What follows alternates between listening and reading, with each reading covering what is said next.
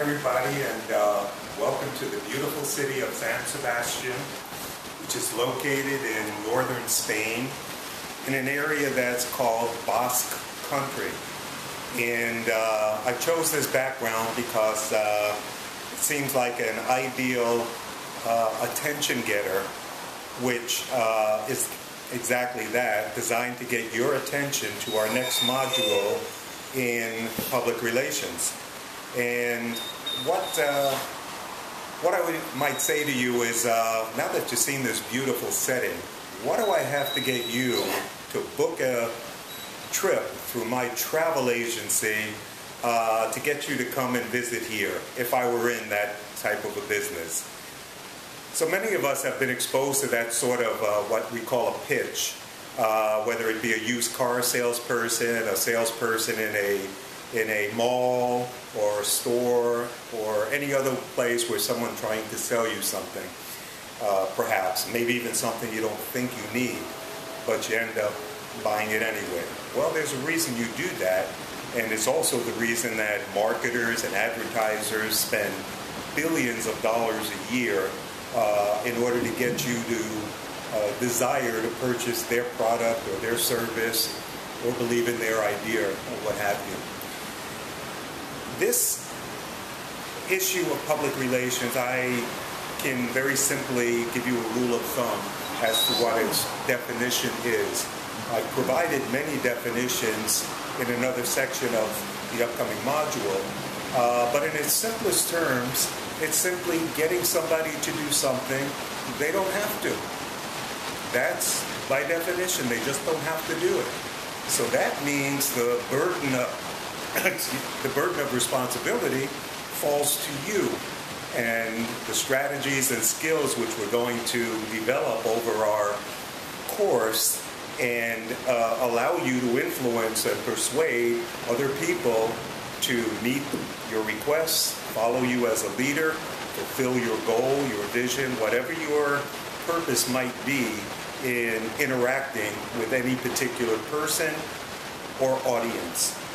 Now, why do we have to go through such lengths? Shouldn't your product or your service speak for itself?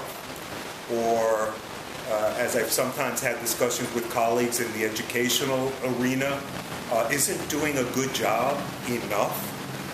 Why do I have to advertise all the good work that I'm doing?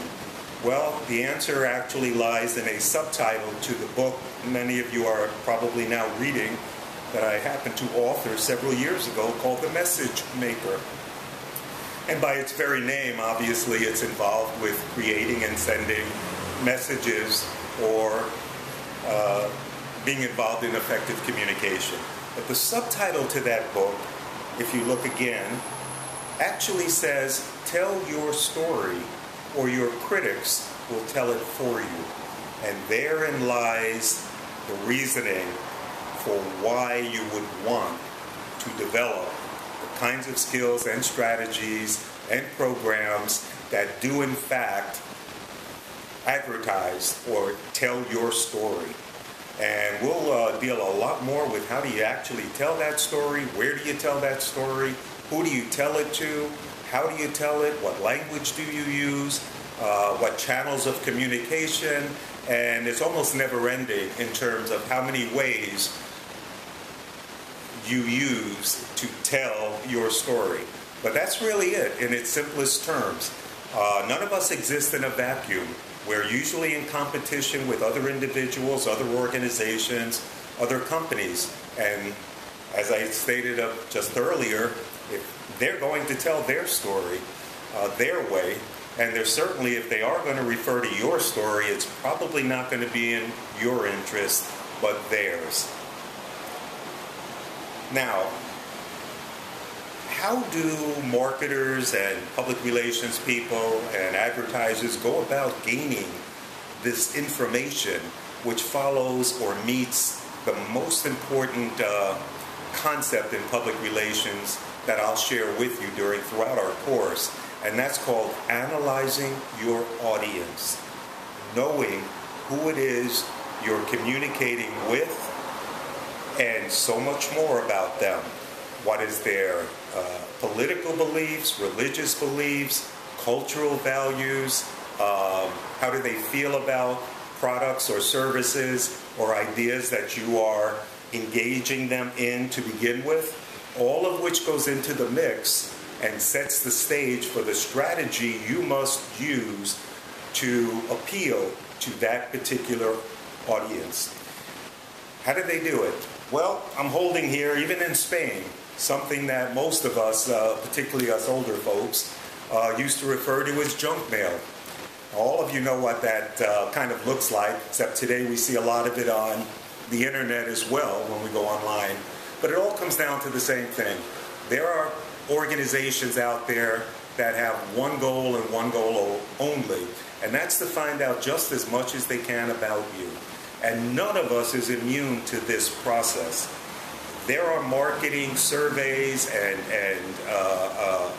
analyses that know more about you than perhaps you do yourself. It's not an accident when you receive certain kinds of advertisements in the mail, or when a salesperson approaches you and didn't approach 100 others, because they know that you, in spite of your feeling you are a complete individual with your own free will, they know very well the kind of category, if you will, the kind of cultural group that you fit into.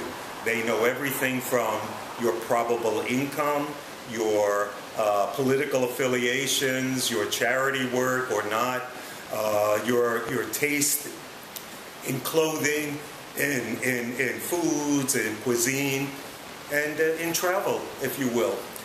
So, and they do that because they analyze you through so much information that's now available. All of us are aware that when you go online today, you are literally exposed to millions, if not billions, of other people who can find access to your individual information.